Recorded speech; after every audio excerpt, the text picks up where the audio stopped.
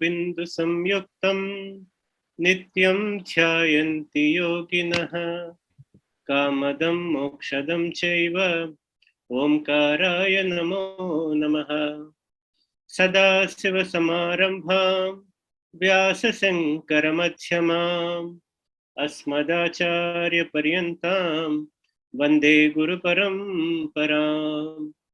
शङ्करं शङ्कराचार्यं केशवं बादरायणं सूत्रभाष्यकृतौ वन्दे भगवन्तौ पुनः पुनः।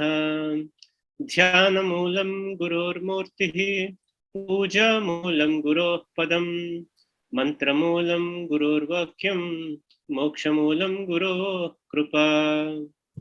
ओम श्री गुरुभ्यो नमः। हरिः ओम।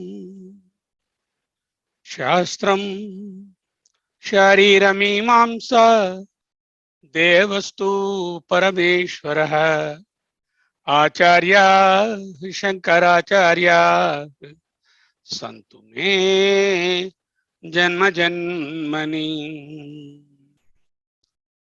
మనము పోయినసారి 251 వరకు చదివి పెట్టుకున్నాము. 52 నుంచి మనం చూడాలి. అయితే చిన్న ఇంటర్లూడ్ వస్తోంది. ఇప్పుడు వివేక చూడమని అనే గ్రంథము ఒక ప్రత్యేకంగా వ్రాయబడినటువంటిది. 251 వరకు మనకు శ్రవణం చేయించారు, బ్రహ్మతత్వమసి అని బోధ చేశారు. ఇక మీదట రాబోయే ఒక 200 శ్లోకాలంతా నిదిధ్యాస గురించి ఉంటుంది.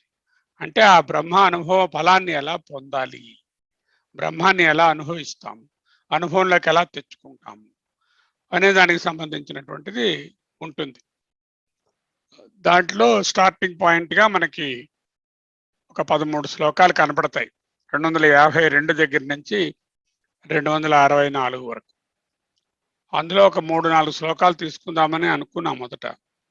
కానీ అనిపించింది ముందు నిదిధ్యాస అంటే ఏమిటో మనం తెలుసుకుని ఆ తరువాత ఈ శ్లోకాలకు వెళితే బాగుంటుంది అని అనిపించి గురుగారులతో మాట్లాడితే అలాగే అన్నారు. చేత ఇప్పుడు నిదిధ్యాస అంటే ఏమిటి, ఇంతవరకు ఏమి నేర్చుకున్నాము, ఆయన ఇక్కడి నుంచి ఏం చెప్పబోతున్నారు అనే అంశాన్ని మనము ఒక పెద్ద శ్లోకాలు ఉండవు, ఉపనిషత్తు ప్రమాణాలు, విశ్లేషణలు, ప్రతిపదార్థాలు, తాత్పర్యాలు, భావార్థాలు, తర్వాత లేకపోతే విజువల్స్ ఏమి ఉండవు. More a sort of general understanding of what is నిదిధ్యాస. So for that, let us go into the content of that from Sandipani. There is a Sandipani course on Vedanta, a 3-year course, in which అందులో వివేక చూడమని అనేది వాళ్ళకు ఒక course material.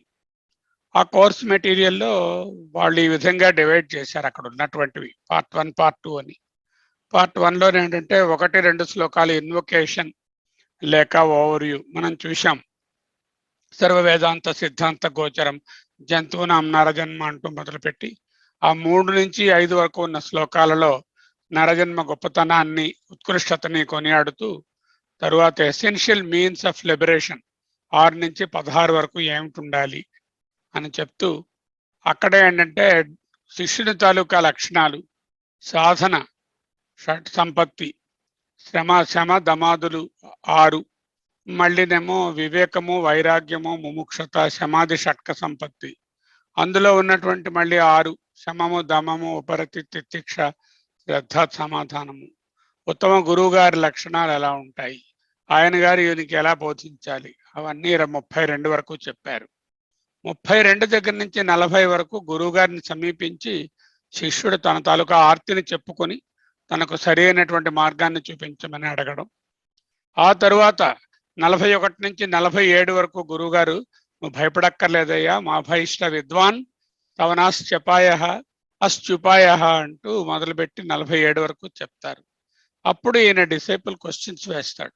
48 నుంచి కోనామ బంధ కుతయేష కథమేష ఆగత కథం ప్రతిష్ట కథం విమోక్ష కోసావనాత్మ కథమహస ఆత్మ తయోర్వివేక కథం ఏతదుచ్యతాం అంటూ ప్రశ్న వేస్తాడు. ఆ విధంగా ఆయన ప్రశ్నలు ఒక 6-7 శ్లోకాలలో కంటిన్యూ అవుతాయి. అప్పుడు ఈయన ఒక్కొక్క విషయాన్ని చెప్పడానికి మొదలు పెడతారు. అది పార్ట్ 1 66తో కంప్లీట్ అయింది. ఆ తర్వాత శ్రవణము, గురువుగారు టీచింగ్ మొదలు పెడతారు. శ్రవణం అంటే ఏమిటి, దాంట్లో ఏంటంటే స్థూల శరీరము, గ్రాస్ బాడీ, దాంట్లో ఉండేటటువంటి స్థూల సూక్ష్మ కారణ శరీరాలు, సటిల్ బాడీ, కారణ శరీరం, అవన్నీ ఒక్కదాన్ని చెప్పుకుంటూ అవి ఎందుకు ఆత్మ కాదో ఒక్కదాన్ని నిషేధిస్తూ వచ్చారు. వాటిలో ఏమిటి ఉంటాయి, వాటి లక్షణాలు ఏమిటి, ఏ కోశం అది, తర్వాత ఏ గుణం నుంచి ఏర్పడింది, తర్వాత అది ఎందుకు ఆత్మ కాదు అనే విషయాన్ని మనము శ్రవణంలో నేర్చుకున్నాం. ముఖ్యంగా ఇక్కడ ఒక మాట అనుకోవాలి మనం. శ్రవణము అంటే ఏదో గురువు గారు బోధిస్తున్నప్పుడో లేదంటే ఇలాగ ఏదైనా ప్రవచనంలో వినడం అని మాత్రమే కాదు. పూర్వం రోజుల్లో వినడం ద్వారానే తెలుసుకునేవారు. ఇప్పుడు మనం పుస్తకం చదువుకోవచ్చు, లేకపోతే వీడియో లెక్చర్స్ వినొచ్చు, ఆడియో లెక్చర్స్ వినొచ్చు, ఒక హాల్కి వెళ్ళి మన రాళ్లపల్లి గురువు గారు లాంటి వారు ఎవరైనా ప్రవచనం చెప్తూ ఉంటే వినవచ్చు, లేకపోతే ఇలా ఆన్లైన్ క్లాసెస్లో నేర్చుకోవచ్చు, లేకపోతే గురుకులంలో చేరి ఇగో సాందీపని కోర్సు లాగా దగ్గర కూర్చుని ఒక్కొక్క విషయాన్ని ఒక సబ్జెక్ట్ వైజ్గా నేర్చుకోవచ్చు. ఇవన్నీ కూడా శ్రవణమే. శ్రవణము అంటే కంటెంట్ నాలెడ్జ్ నేర్చుకోవడం. ఇందులో అసలు విషయం ఏమిటి అనేది కంటెంట్ నాలెడ్జ్ అంటాం కదా. ఆ కంటెంట్ నాలెడ్జ్ నేర్పించేటటువంటిది శ్రవణము అనబడుతుంది. మనం సాధారణంగా మననము అని అనుకుంటున్నాం. అంటే ఓసారి గురువు గారు చెప్పిన దాన్ని మళ్ళీ మనం తిరిగి చదువుకోవడం మననం అనుకుంటాం. అది మననము కాదు. ఇన్ఫ్యాక్ట్ అది పునఃశ్రవణమే. అది కూడా అంటే మరొక మారు వినడమే అవుతుంది. అయితే మననం అంటే ఏమిటండి, శ్రవణం చేసినప్పుడు మనకు రకరకములైన సందేహాలు వస్తాయి. ఆ సందేహాలు నివృత్తి కోసం మనన గ్రంథాలను వేరే ఉంటాయి. ఫర్ ఎగ్జాంపుల్ వివేకచూడామణి ఉందంటే ఇంతవరకు శ్రవణ గ్రంథము, ఇక మీదట నిదిధ్యాస గ్రంథం. అలాగే ఆయనేమో రకరకముల టెక్స్టులు మనకు దొరుకుతూ ఉంటాయి.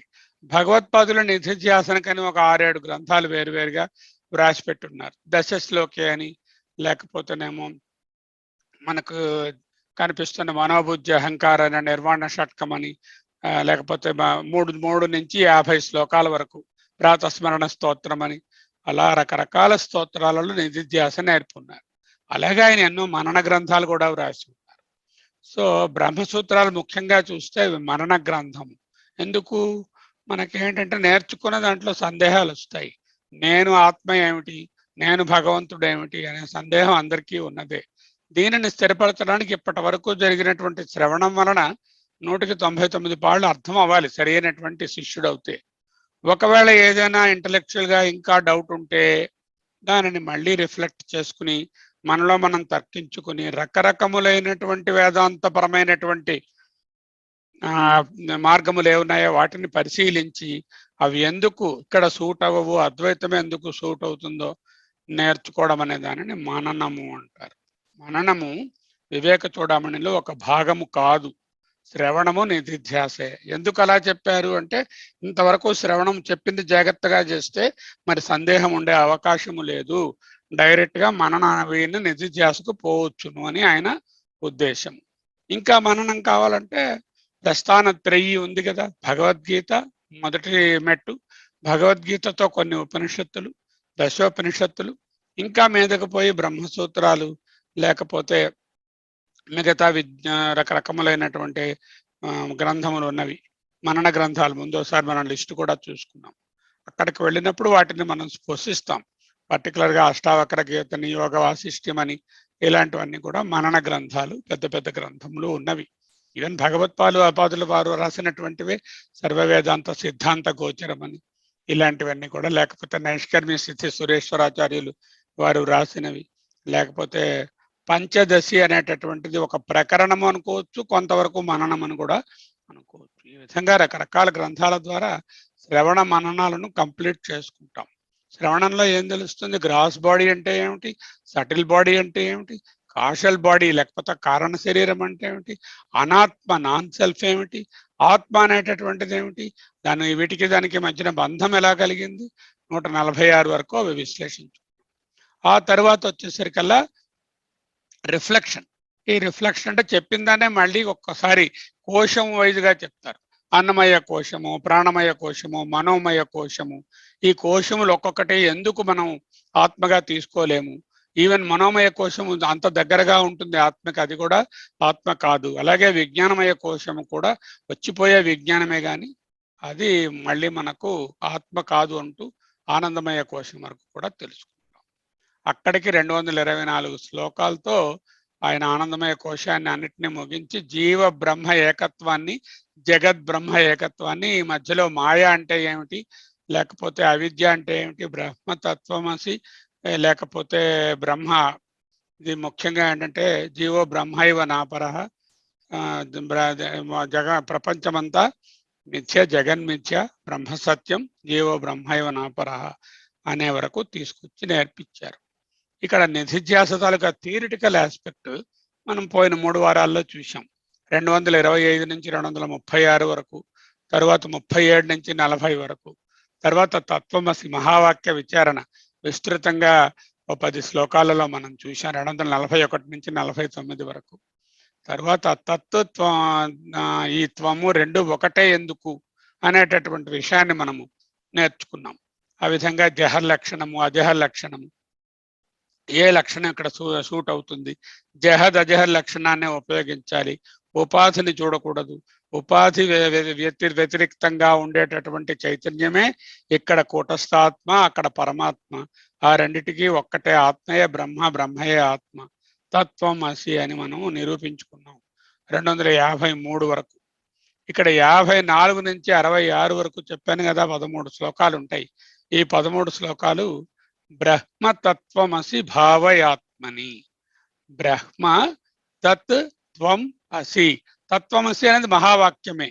తత్ అంటే ఏమిటంటే బ్రహ్మ, బ్రహ్మతత్వమసి భావయ ఆత్మని, ఆత్మని మనస్సునందు, భావయ మెడిటేట్, అది అనే విషయాన్ని ఇక్కడ నేర్పిస్తారు, థియరిటికల్ ఆస్పెక్ట్ ఆఫ్ నిధిధ్యాస. అది అయిన తర్వాత మనము నెక్స్ట్ పార్ట్ 5లోకి వెళతాం. మొత్తం సాందీపని వారు 9 భాగాలుగా విభజించారు.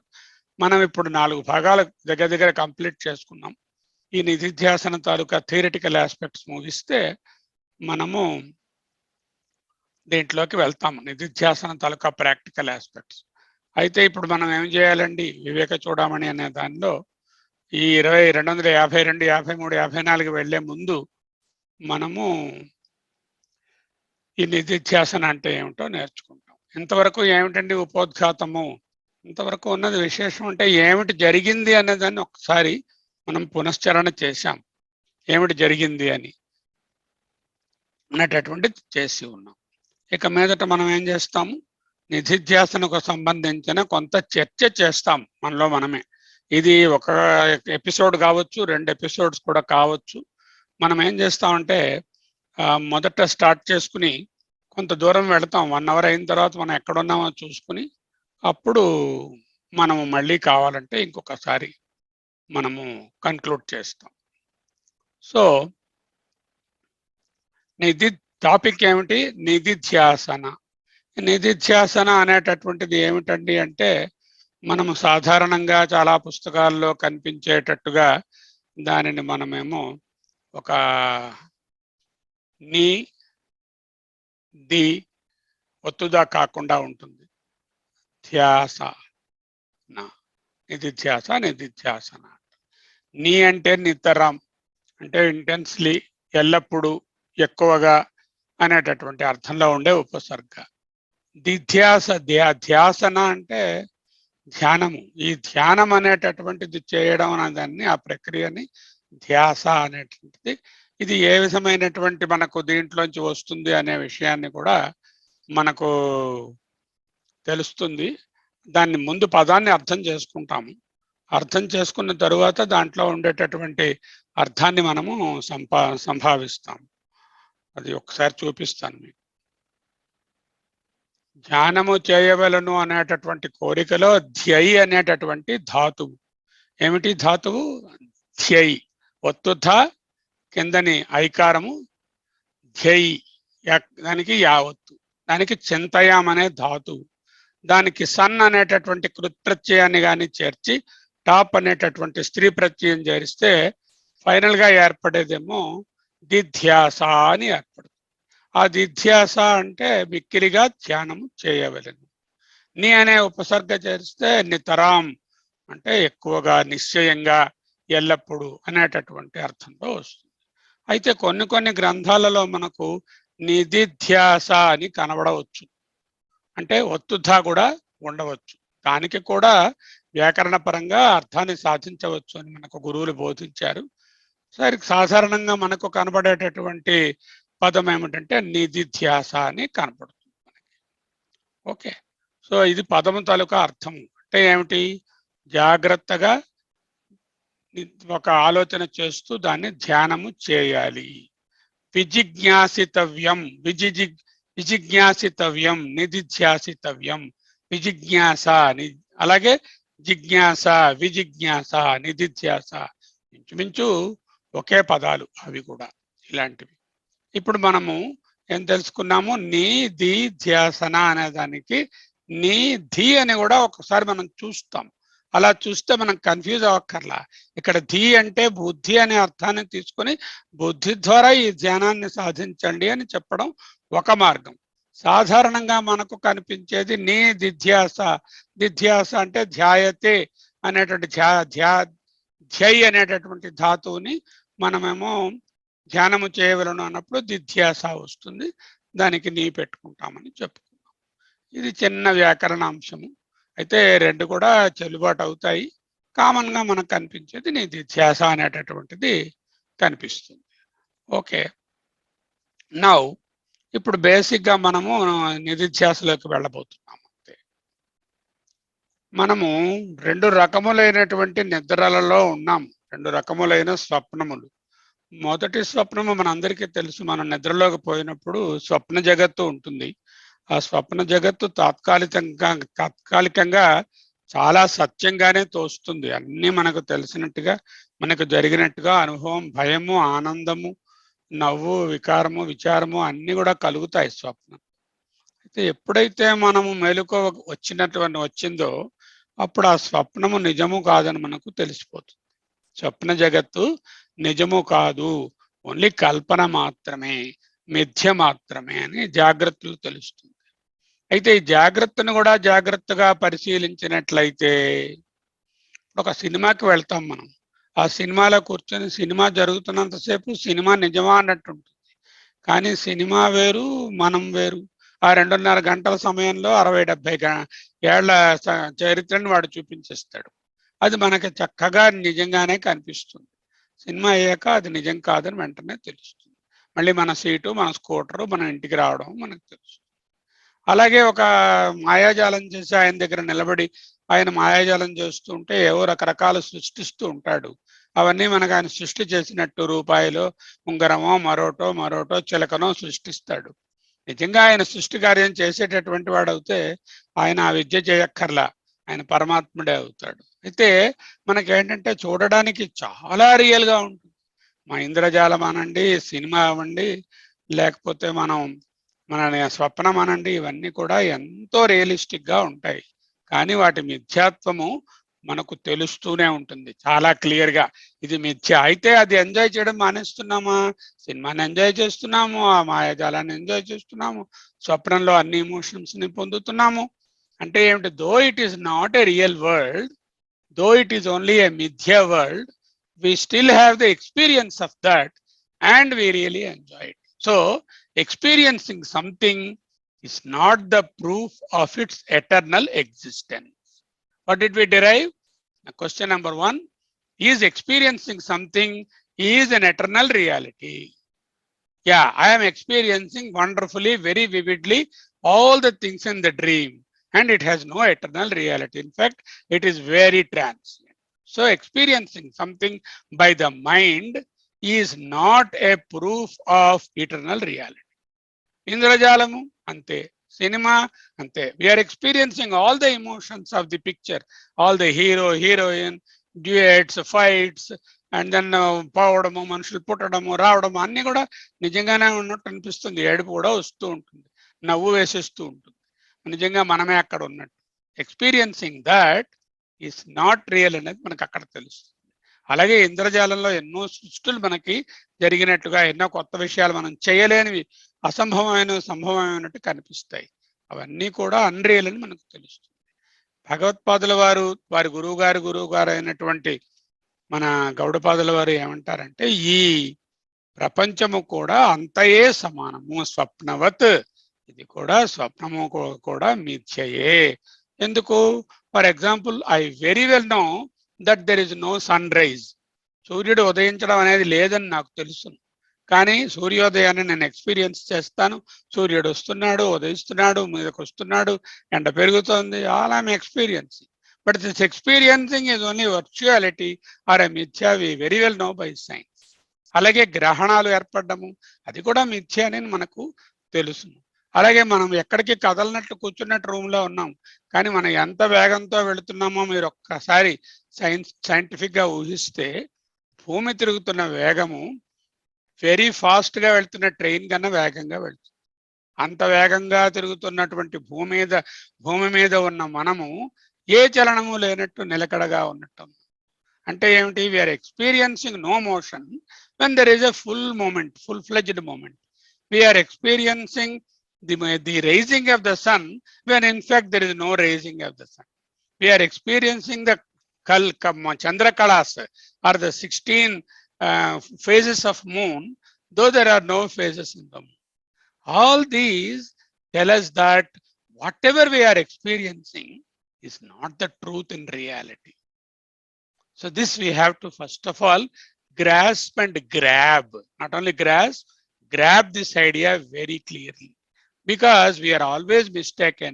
Whatever I am seeing, నాకేమి కనిపిస్తున్నదో, ఏమి అనిపిస్తున్నదో అదే నిజమైన ప్రపంచం అనే భావనలో ఉండడము వలననే ఈ మిథ్యాత్వము లేక ఆరోపము జరుగుతుంది. ఈ ఆరోపము జరగడం వలన, ఆరోపము వలన తప్పిదములు ఏర్పడతాయి. ఆవరణ విక్షేపం. ఈ ఆవరణ విక్షేపం వలన రాగద్వేషాలు, రాగద్వేషాల వలన చెడు మంచి కర్మలు, ఆ కర్మల వలన పాప పుణ్యాలు, ఆ పుణ్యాల వలన మళ్ళీ లోకాలు, మళ్ళీ ధర్మము అధర్మము, మళ్ళీ పుణ్యము పాపము, మళ్ళీ బ్యాలెన్సు, మళ్ళీ సంచి, ఈ సంచి వలన మళ్ళీ జన్మరాహిత్యం కాకుండా ఉంది. అయితే ఏ విధముగా స్వప్న జగత్తు మాంత్రికునిలోని మంత్రకల్పనలు మిథ్య అని అనుకుంటున్నాము, ఈ జాగ్రత్త ప్రపంచము కూడా మిథ్యయే. కానీ దీంట్లోంచి మనం మెలకువ చెందాలి. స్వప్నం ఎప్పుడు మిథ్యని తెలుస్తుంది? దాంట్లోంచి మెలకువ వచ్చి వేకువలోనికి వచ్చినప్పుడు, తెలివి వచ్చినప్పుడు పోతుంది. ఈ స్వప్నంలోంచి మరొకసారి మెలకువ తెచ్చుకొని నిజమైన జాగ్రత్తలోనికి వెళ్ళాలి. అటువంటి పరిస్థితే మనం ఇక్కడ డిస్కస్ చేస్తున్నాం. అదే మనము చైతన్య అనుభవము, బ్రహ్మానుభవము అంటున్నాం. అప్పుడు వెళ్ళినప్పుడు ఏంటవుతుంది? ఆ స్థితిలోకి వచ్చినటువంటి వారికి ఇప్పుడు మనకి సూర్యుడు ఉదయిస్తున్న ఎక్స్పీరియన్స్ ఉన్నది, మాంత్రికుని ఎక్స్పీరియన్స్ ఉన్నది, సినిమా ఎక్స్పీరియన్స్ ఉన్నది, కానీ స్వప్నం ఎక్స్పీరియన్స్ ఉన్నది, కానీ దానికి విలువ ఇవ్వము. ఇదంతా ఏంటంటే ఫాల్స్ అని నాకు తెలుస్తుంది.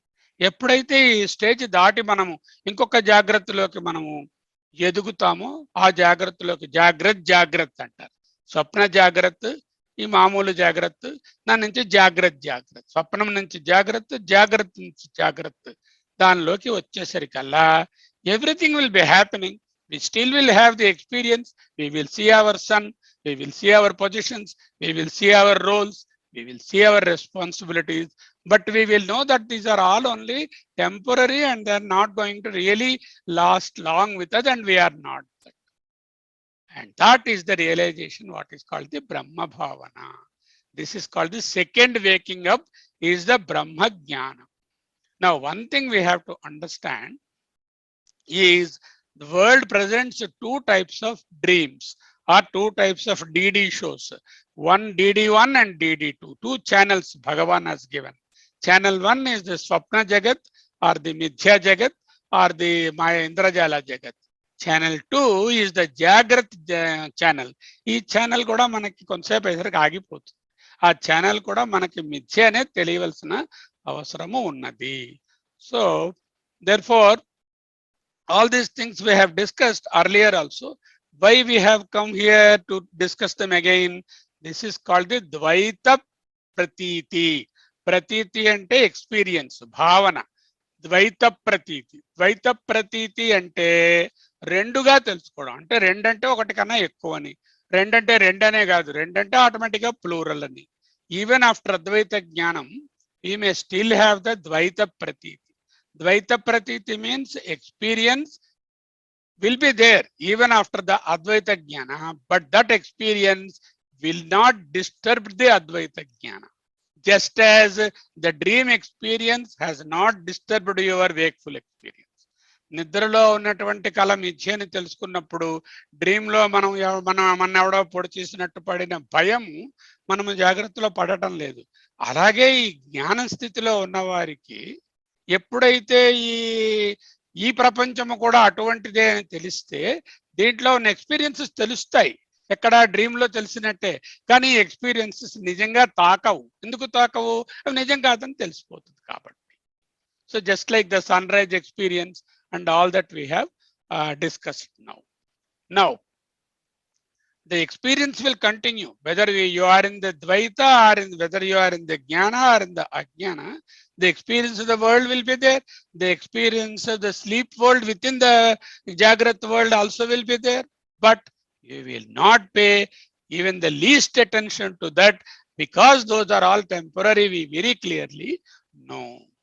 Now, that is why we have got the two words which is called the Sadharmyam and Vaidharmyam. The two technical words we are introducing here, Sadharmyam, Vaidharmyam. Sadharmyam and Vaidharmyam. Example, the original, there is always the Sadharmyam. Sadharmyam is the original. Sadharmyams mean the common features. Vaidharmyams means the features which do not tally and which are different. That is what we have seen. Sattvamasilo sadharmyam emati chaitanyam, vaidharmyam emati upadhi. Ishwaranilo జీవునిలో సాధర్మ్యం ఏమిటి? చైతన్యం. వైధర్మ్యం ఏమిటి? ఉపాధి సంబంధమైనటువంటిది. జీవునిలోని జగత్ సంబంధమైన వైవిధ్యము అక్కడ. So we should now learn intellectually to ignore or don't pay attention to the Vaidharmya and look for the similarity that is there. Never look for the uncommon or Vaidharmya, look for the common features. Because that is the function of this example we are giving. So, prabodhe sati antaru. Danani prabodhe sati ante ప్రబోధ కలుగగా. ఏమిటి ప్రబోధ? ఈ ప్రబోధలో వైధర్మ్యములను విభిన్నత్వాన్ని నేను గ్రహించటం లేదు. They will be there. మనం జ్ఞానికే ఉంటాయి, అజ్ఞానికే ఉంటాయి, అన్నిటికీ ఉంటాయి వైధర్మ్యాలు. ఆ వైధర్మ్యములను గమనించం, పట్టించుకోం. ఎలా పట్టించుకోమంటే మనం సన్ రైజ్ ఎగ్జాంపుల్ లేకపోతే మన డ్రీమ్ ఎగ్జాంపుల్స్ చెప్పుకున్నట్టు. So therefore what is Vedantic teaching now? The essence of Vedantic teaching in the simplest form is I am the only reality. I am is the reality. Everything else after that I am is other than me, has got of course the reality but a lesser order of reality. These realities మనం మూడుగా చెప్పుకున్నాం. ఏమిటి? Paramarthika Satyamu, the absolute reality, I am. I is the Sat, Yam is the Chit. Anything else you add to that, this again becomes Vidharmyam. When I say I am a doctor, there will be some people who are not doctors. When I say I am a student, there will be many people who are not students. When I say I am a man, there will be 50% of people who are not men. So the Vidharmya automatically I am bringing, the moment I add an adjective to I am bringing the Vidharmya. But what Vedanta is teaching? Don't concentrate on the Vidharmya, but concentrate on the Sadharmya, or what is the commonality. The commonality is the Sat and Chit. So I have to concentrate on that. What is the greatest advantage? Everything of a lesser order of reality is available as my experience. Okay? So the lesser order of reality, I am able to cognize, I am able to touch, feel, taste and ఈ అనుభవానికి లోనవుతుంది. ఇంద్రియాల ద్వారా మనస్సు ద్వారా పట్టుకోగలుగుతున్నాం. What is the lower order of reality అంటే ప్రాతిభాసికమైన స్వప్నమైనా సరే మనస్సుకు తెలుస్తుంది, వ్యావహారికమైనటువంటి జగత్తైనా కూడా ఇంద్రియాలకు మనస్సుకు బుద్ధికి చక్కగా గోచరిస్తుంది. So what ever I'm experiencing is a lower order of reality. whatever I am not able to experience as an object outside is a higher order of reality. Vedanta em cheptundi? You focus on the higher order of reality. A higher order of reality is the same in you, in everyone, in the blade of grass, in an ant, up to the Brahman. Bhagavan has presented these two channels. We are able to come out of this DD1 of the Swapna and easily understand, but we are not able to come out of the DD2 channel of this Bhagavan and say, yeah, this is also Mithya. That is where exactly the teaching goes. As Bhagvatpada has finally resolved the Advaita teaching, and it is as it goes in the Upanishads too, Brahma Satyam. The first statement is Brahma Satyam. రెండోది ఏమిటి? జగన్ మిథ్య. మిథ్య is not non-existence, not that is not there. Mithya is a relative lower order of reality or vyavaharika reality. In the dream it is pratibhasika, and in the wakeful state it is the vyavaharika reality. Brahma Satyam Jagan Mithya. Tasmat aham nitya mukta asmi. Enduku? This is a state which is an ever reality. So is ever always a liberated state. The essence of this Vedantic teaching concluded in 253 slokam by Bhagvatpada is this. Now we are going to enter into the other slokas. From 254 onwards, we have to decipher the Nididhyasa. Now again we will pause a bit. ఇక్కడ ఏం చేస్తామంటే 253 దగ్గర ఇంకొక విషయాన్ని మనం అర్థం చేసుకోవాల్సి ఉంది. ప్రత్యక్ష జ్ఞానము, పరోక్ష జ్ఞానము, అపరోక్ష జ్ఞానం. మన ఎదురుగుండా మన ఫ్రెండ్ నిలబడి ఉన్నారు. రోజా పువ్వు ఉన్నది, గార్డెన్ ఉన్నది, కొండ ఉన్నది, టేబుల్ ఉన్నది, కాఫీ ఉన్నది. ప్రత్యక్ష జ్ఞానం, డైరెక్ట్లీ అవైలబుల్ ఫర్ కాగ్నిజెన్స్. మన ఇంద్రియములకు చక్కగా గోచరమయ్యేటటువంటిది ప్రత్యక్ష జ్ఞానం. రెండోది ఏమిటి? పరోక్ష జ్ఞానము. అంటే I have not seen, but I learned it from a friend or from somebody else's experience or somewhere I read it or what ever it is. That is the పరోక్ష జ్ఞానం. ఫర్ ఎగ్జాంపుల్ స్వర్గం.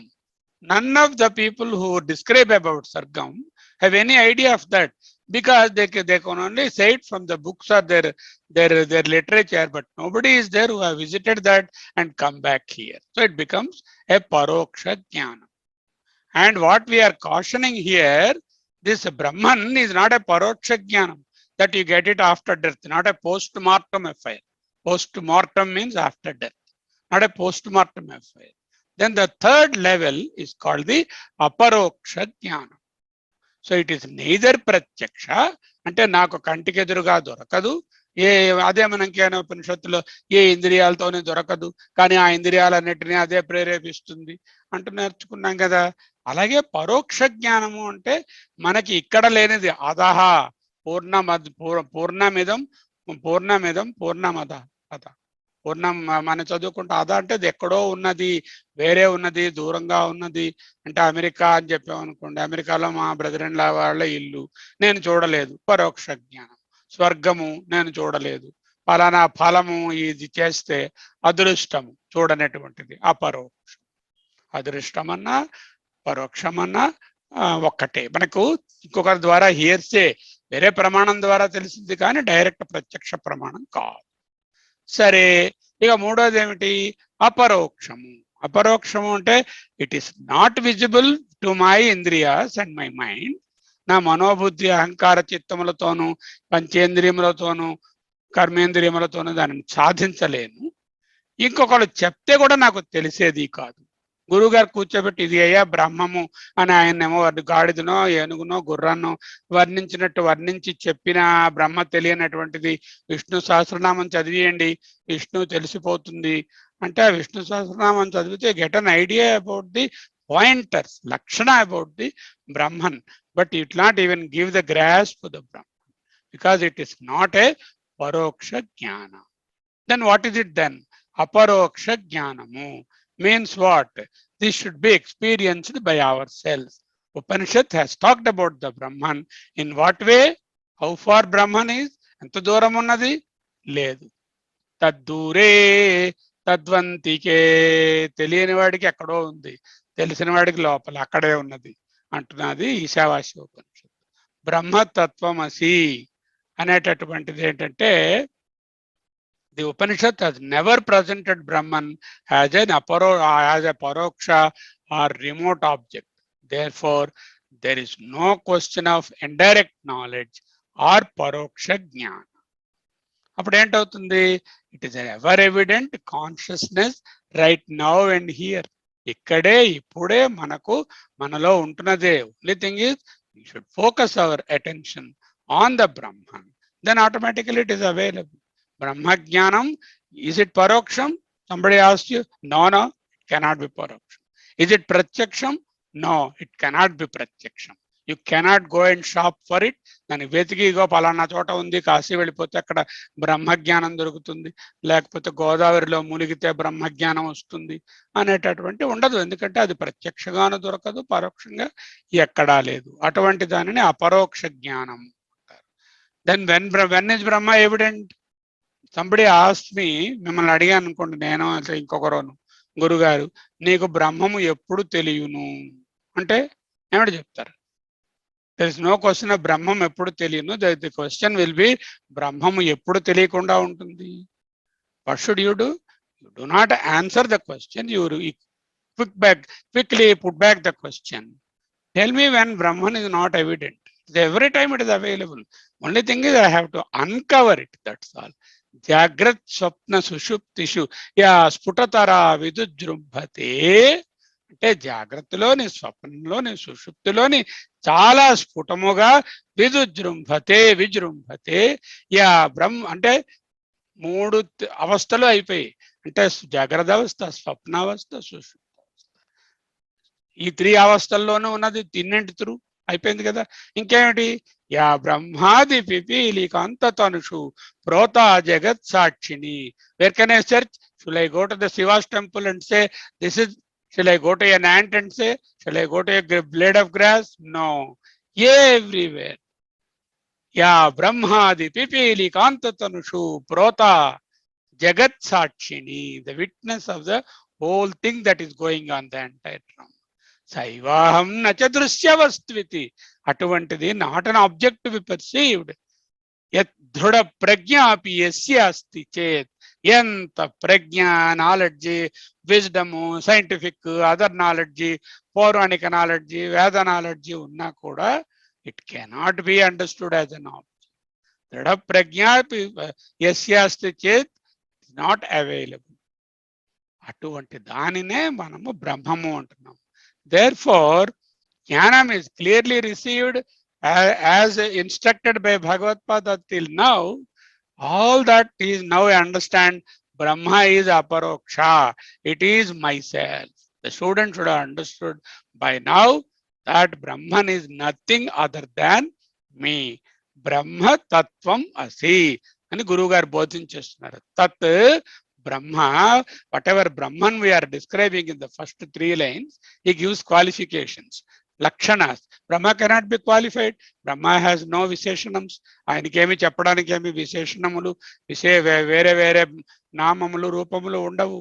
అయితే అది ఏది కాదో కొన్ని శ్లోకాలలోను, అది ఏ విధముగా లక్ష్యంతో అర్థం చేసుకోవాలని కొన్ని శ్లోకాలలోను 3 లైన్స్ చెప్పి 4వ లైన్లో యత్ బ్రహ్మ, ఈ విధముగా ఉన్న బ్రహ్మ, తత్వం అసి, ఆ బ్రహ్మము నీవే అయి ఉన్నావు అని. What I have to do?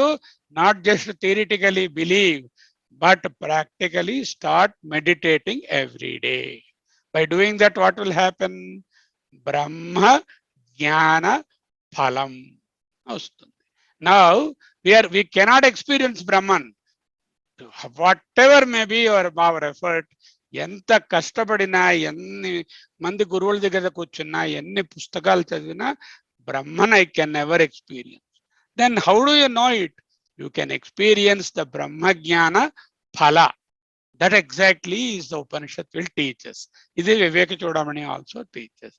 In fact మనకి గీతలో ఉన్నటువంటి 2వ అధ్యాయంలో వచ్చినటువంటి ముఖ్యమైన ఆ స్థితప్రజ్ఞ లక్షణములు అని వస్తాయి అవి కానీ, లేకపోతే గుణాతీతుని లక్షణములు అంటూ గుణత్రయ విభాగంలో నేర్పిస్తారే అవి కానీ, 18వ అధ్యాయంలో కన్క్లూషన్లో చెప్తున్నటువంటి శ్లోకాలలో ఉన్నటువంటి లక్షణములు కానీ, ఇవన్నీ దేన్ని సూచిస్తాయి?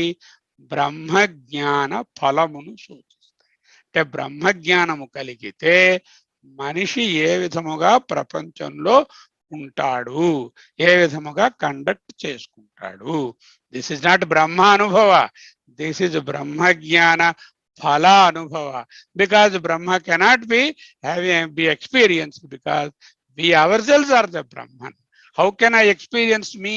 I cannot. If the telescope is there, it will see the object outside, but the telescope cannot see the seer. If I am the seer, నేనే సాక్షి అయితే నేను బ్రహ్మను ఎలా ఎక్స్పీరియన్స్ చేస్తాను? చేయలేను. కానీ మనసులో బుద్ధిలో ఆ బ్రహ్మ అనుభవ ఫలాన్ని నేను చక్కగా చూడగలుగుతాను. ఆ బ్రహ్మ అనుభవ ఫలమే వేదాంతం తాలూకా culmination. Therefore, any attempt from Brahmanubhava indicates, suppose we say we do a Brahma Anubhava, ఇంకా బ్రహ్మన్ నాకు అనుభవంలోకి రాలేదండి, నేను చక్కగా గురువు గారు, నాకు రాళ్ళపల్లి గురువు గారు, నారాయణ గురూజీ గారు, శలాక గురూజీ గారు బోధించారు, కానీ ఇంకా నాకు బ్రహ్మానుభవం కలగలేదు అండి అంటే ఏమిటి అర్థం అన్నమాట? శ్రవణము సరిపోలేదు, శ్రవణములో బ్రహ్మ అనుభవము ఉండదు, బ్రహ్మ అనుభవ ఫలమే ఉంటుంది. బ్రహ్మానుభవ ఫలం తెలుసుకుంటే బ్రహ్మానుభవం పొందినట్టే లెక్క. అంటే ఏంటనమాట? శ్రవణం చాలలేదు. అప్పుడు ఏం చేయాలి? Go back and do the శ్రవణం once again, all the scriptures. Now there will be two types of things that can happen now. What are the things? With all this, we will get into two situations. One is, so I have done all this up to 252 వరకు ఉన్న శ్రవణం అంతా చేశాం. ఇవే కాకుండా మిగతా scriptures లోని పురాణాలలో ఉన్నటువంటి ఆధ్యాత్మిక అంశాలను, లేకపోతే భగవద్గీతను, తరువాత గురువుల ప్రవచనాలను విన్నాము. శ్రవణము బాగా జరిగినది అనుకోండి. అప్పుడు at the completion of శ్రవణం, two things can happen. One, yes, I am convinced I am Brahman. అంటే బ్రహ్మతత్వమసి అని ఆయన బోధిస్తే అహం బ్రహ్మాస్మి అనేటటువంటిది మానసికంగా బుద్ధిలో అవును అనేటటువంటి దృఢ నిశ్చయము కలగడం. అది కలిగిందంటే శ్రవణం పరిపక్వం అయిపోయినట్టే. అప్పటికి ఇంకా బ్రహ్మానుభవ ఫలము రాలేదు, కానీ శ్రవణము తాలూకా ఎండ్ రిజల్ట్ ఇది. రెండోది, no, I have doubts. I am this individual fellow, పరిచ్ఛిన్న జీవాభావంలో ఉన్నాను, I cannot be Brahman. How do I become Brahman? అనే డౌట్ ఇంకా ఎగ్జిస్ట్ అవుతే, then what we have to do? We have to redo the శ్రవణం. And again go back, the whole cycle has to repeat. Whatever scriptures you have done, come back. And again at a second time you question, yes I am, yes or no. When we are redoing that, that is called, then we will get several doubts will come. Why I could not accept? ఎందుకు నేను I am Brahman అని accept చేయలేకపోయాను అనేదానికి 1, 2, 3, 4 ఒక dozen సందేహాలు మనకు వస్తాయి. ఈ డజన్ సందేహాలను తీర్చుకోవడమే మననము అంటారు. దానికి ఈ శ్రవణ గ్రంథాలు సరిపోవచ్చు, లేకపోతే ఇంకా ఎక్స్ట్రా మనన గ్రంథాలు కూడా. అందులో పూర్వపక్షము, సిద్ధాంతము, అక్కడేమో అవైదికమైనటువంటి వాదనలు, వైదికమైనటువంటి వాదనలు, అంటే ఆస్తిక నాస్తిక వాదనలు. ఈ వాదనలో ఉండేటటువంటి లోటుపాట్లు, వాటిలో ఉన్న ప్రోస్ అండ్ కాన్స్ అర్థం చేసుకోవడాలు, ఆ కుస్తీ పట్టడాలు అన్నీ ఉన్నాయి. ఫర్ ఎగ్జాంపుల్ మీరు చూశారు ఘటభాష్యంలో ఎలా మనం కుస్తీ పెట్టి సాధించాం. మనం ఏమిటి? బ్రహ్మ సత్యం, జగత్ సత్యం అని సాధించాం. ఆ తర్వాత జగత్ రిలేటివ్ సత్యమే కానీ నిజం సత్యం కాదని చెప్పుకుంటాం. ఆ విధంగా తర్క వితర్కాలు చేయడం, తర్కించుకోవడం అనే దాన్ని మననము అంటారు. That is not part of this text. Bhagavatpada is expecting ఈ శ్రవణము 252 వరకు చేసిన వాళ్ళు ఈ దృఢ నిశ్చయంలోకి వచ్చిన వాళ్ళే అయి ఉంటారు. అంచేత నిధిధ్యాసకు డైరెక్ట్ గా పోవచ్చు, మననము చేయక్కర్లేదు అని ఆయన ఉద్దేశం. ఏమిటంటే స్టెప్స్? శ్రవణము, మననము, అండ్ దెన్ ఎండి నిధిధ్యాస. So this mananam is not an essential step for whom, for a seeker who started with Sravanam and got the conviction. Conviction ante emti? A firm belief. Guru Chesha Manisha Mama ante my firm conviction, yeah, this is the real understanding and I am convinced. Then what more is required? Why the Sravanam? Why the books? Why the scripture? I have already arrived at the gate. The question is, I don't require the road anymore. The road is useful for those who want to travel in that path. For me, revisiting those things will only reinforce my conviction, but it is not really going to make a big change. Suppose we are not convinced and we are not having the conviction that I am Brahman, then we can reinforce it by further Sravanam of the same Grantha, with the same teacher or many other teachers or many other books, either in person or online or as books or as videos anyway, and then modify or strengthen your conviction. Once conviction comes, then the question is not Brahma Anubhava. Brahma can never be experienced. Brahma Anubhava Phala. I can live like a Brahma Anubhava Jnani, like a Brahma Jnani. What does this make? It makes it a paradigm change, a complete U-turn in the way in which I am conducting with the world. If that is happening, that can be through the Nididhyasa. Next 200 plus slokas in Vivekachudamani are about this change in our behavior that should happen for us at the end of those 200 verses. The Sishyasya says, yes, I have practiced whatever you have said. Now I am getting Brahma Anubhava ఫలమును నాకు తెలుస్తోంది అంటూ మరొక 30 శ్లోకాలలో ఆయన వర్ణిస్తారు. ఈ 10 plus ఆ 30, ఈ 40 నిధిధ్యాస శ్లోకములు అని అనబడతాయి. ఈ 40 కూడా ఒక ప్రింట్అవుట్ గా మనకందరికీ ఇచ్చేస్తాం. అయితే ముందు ఈ 10 మనం తెలుసుకున్న తర్వాత 10 నుంచి 13 ఉంటాయి. అందులో 10 డైరెక్ట్ గా ఇదే విషయాన్ని బోధిస్తాయి. ఇవి అయిన తర్వాత we will give you the printout and also the brief meaning of that. ఇక్కడ ఏంటంటే ఈ ఒక్కొక్క వర్డ్ మీనింగ్ ఏమిటి? జాతి, నీతి, కుల, గోత్ర, దూరగం. జాతి, వాట్ ఈజ్ జాతి, వాట్ ఈజ్ కుల, వాట్ ఈజ్ గోత్ర? Nobody is interested to know anything about that because they have no matter at all. And initially all the discussion has gone and the jati, niti, kulamu, gotramu అనేవి బాడీకే తప్ప even మనసుకు కూడా ఉండవని మనకు తెలుసు. ఒక్కసారి blood open చేస్తే blood లో జాతి ఏమిటి, నీతి ఏమిటి, కులం ఏమిటి, గోత్రం ఏమిటి, అక్కడ క్లాసిఫికేషన్ వేరే. గ్రూప్ ఏవా, గ్రూప్ బీవా, ఓవా, లేకపోతే మరొకటి. And we cannot say this is a Brahmana blood and this is a king's blood and this is a pauper's blood, nor a kidney. So their classification is entirely different once you go inside. The entire jati, niti, kula, gotra, etc. is only for the physical body there. So that is not a matter. Matter మనం ఏంటంటే ఈ శ్లోకాలలో ఒక్కొక్క పదానికి ఏమిటేమిటి వచ్చారు, వేరు వేరు అర్థాలు ఉన్నాయి. ఏ ఉపనిషత్తు ఇది జాతి కాదంది, ఏది ఇది నీతి కాదన్నది అని మరి చూడక్కర్లా. అది శ్రవణంలో అయిపోయింది. ఇక మేట దాన్ని అనుభవంలోకి తెచ్చుకోవాలి. జాతి, నీతి, కుల, గోత్ర, దూరగం. దూరం అంటేనే అవే, దూరగం అంటే far away from what, from the Brahman. అటువంటి స్థితిని నేను సంపాదించాలి. అంటే ఏమిటి? Whenever I transact with the world, I should not ask anyone what is your జాతి, వాట్ ఈజ్ యువర్ కుల, వాట్ ఈజ్ యువర్ గోత్ర, nor I should try to put my జాతి, నీతి, కుల అండ్ గోత్ర. This is called the practical living of the Veda. That is what we are going to do. As an example, I just used jati, niti, kula. Like that, there will be several things he will be giving. In fact, every ఒక్కొక్క శ్లోకంలోని 3 చరణాలలో 3 into 4 12 విశేషణాలు చెప్తారు. అలాగా ఒక 10 శ్లోకాలు, 10 into 12 120 విధాలుగా మన behaviour ఎలా modify చేసుకోవాలో చెప్తారు. ఎక్కడి నుంచి వచ్చేయండి ఈయన చెప్పినవి? అన్ని ఉపనిషత్ సారమే, భగవద్గీత సారమే, బ్రహ్మసూత్రాలలో ఆయన వితర్కించినటువంటివి. అవే ఇక్కడ చాలా కాంపాక్ట్ గా మనందరికీ అందేటట్టుగా ఈ శ్లోకాలలో, నిధిధ్యాసన శ్లోకాలలో మనకు చెప్తారు.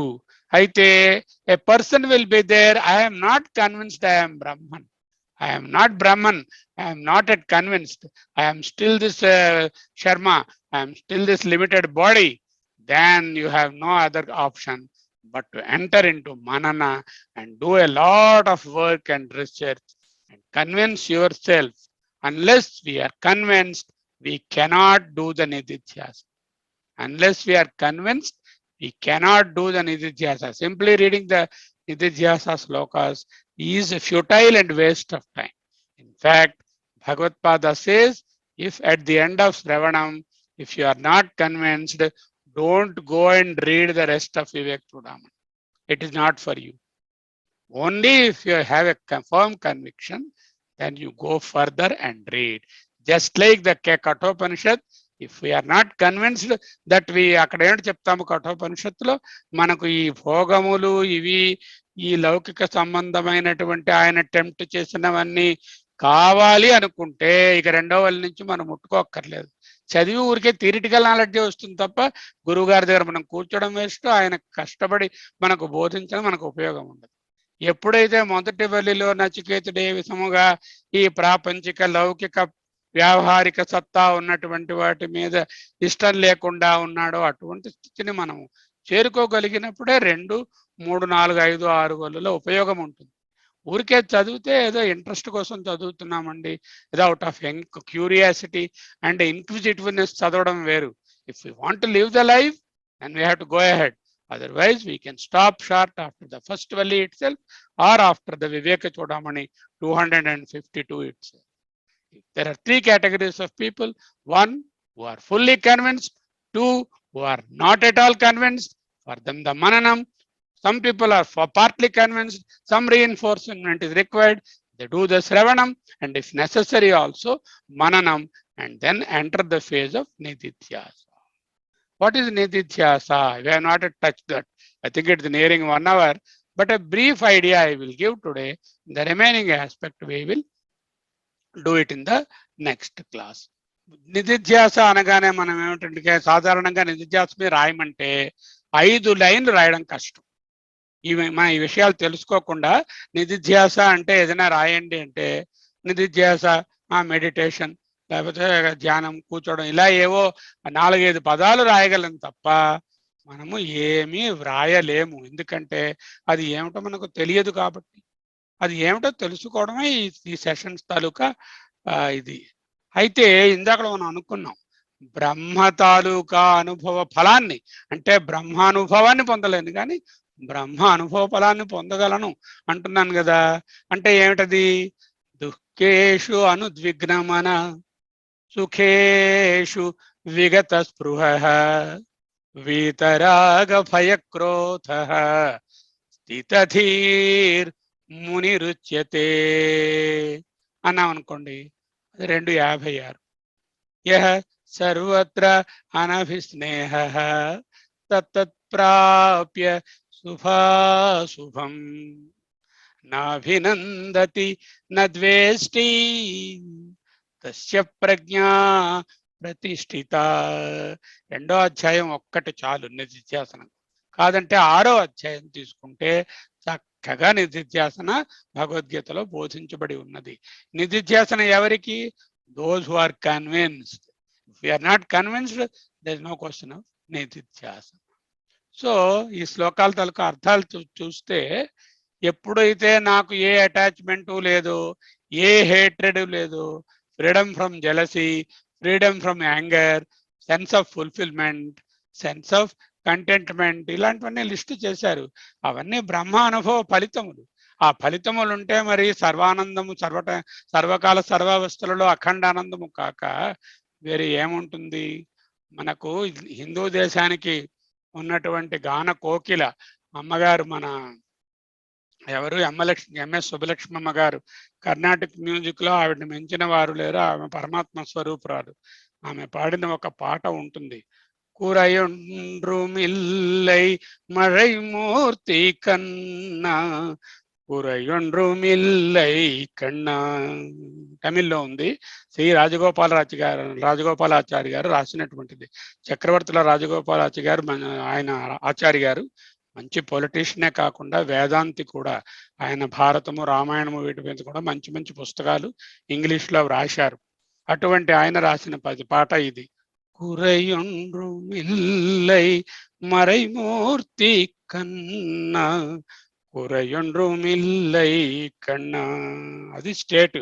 నాకు ఏ విధమైనటువంటి కురై అంటే కొరత, ఏ కొరత లేదయ్యా ఓ తిరుమల వాస, కొరతేమీ లేదు తిరుమల మూర్తి దేవ, కొరతేమీ లేదు రే కృష్ణ అంటూ తెలుగులో ట్రాన్స్లేట్ చేసుకోవచ్చు.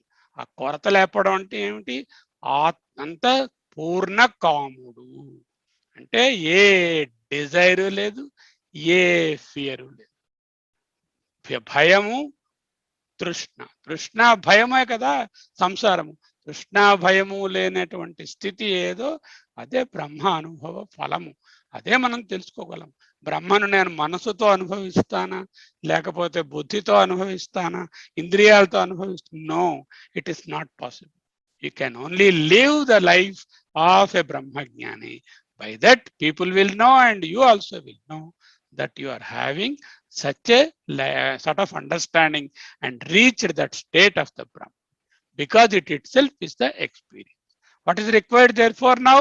One has to gain the Jnana Phala Anubhava, not Jnana Anubhava, not Brahma Anubhava. జ్ఞాన ఫల అనుభవ. ఆ జ్ఞాన ఫల అనుభవం పొందడానే నిధిధ్యాసన అంటారు. దీనికి 2 అబ్స్టకిల్స్ మెయిన్ గా. జ్ఞాన ఫలము మనకు అందకుండా మనకు అడ్డుకుంటున్నటువంటి అడ్డుగోడలు 2 ఉన్నాయి. ఈ 2 అడ్డుగోడలను తొలగించుకోవడమే నిధిధ్యాస. ఏమిటి? ఒకటి ఏమిటంటే the obstacles are 2fold. One is an intellectual obstacle. Intellectual obstacle means నా బుద్ధిలో నేను పరబ్రహ్మమును అంటే నేను ఇంకా యాక్సెప్ట్ చేయలేకపోతున్నాను. I don't have the courage or ability to absorb the statement I am Brahman. That is an intellectual problem. I told you I'm not convinced. Convinced where? Convinced in my intellect, convinced in my బుద్ధి. That is the first level of obstruction. What is the solution for that? Go and do Sravana once again.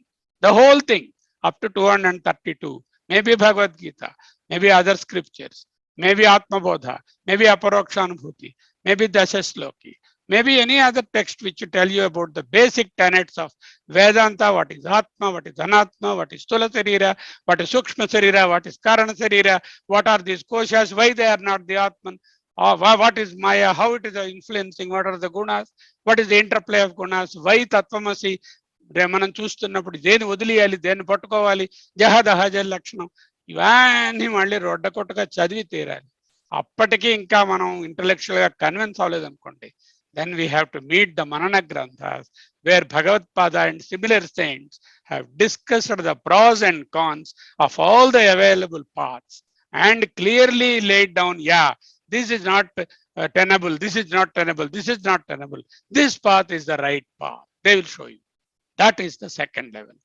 Suppose I am intellectually convinced now itself, yeah, I have no difficulty in understanding what is presented by this, but I am not still getting the Brahma Anubhava. The teacher will say, my dear, you will never get the Brahma Anubhava. Forget about it, because you are already having the Brahma Anubhava in yourself. Only thing is, you can get the fruit of the Brahma Anubhava, which I am going to teach you, the Nididhyasa. That is the second level. One thing is the intellectual level. The second level is psychological level. Intellectual level, I am not convinced. Psychological level, I am convinced, all right. That man says, Brahma Satyam, aunandi, Brahma Satyam. Jagan Mithya, yes, that also I understand. Jivo Brahma eva naparaha, that also I understand. Then what did you not understand? Aham Brahmasmi, I did not understand. I know Jiva is Brahma, but I am not able to fix Aham Brahmasmi.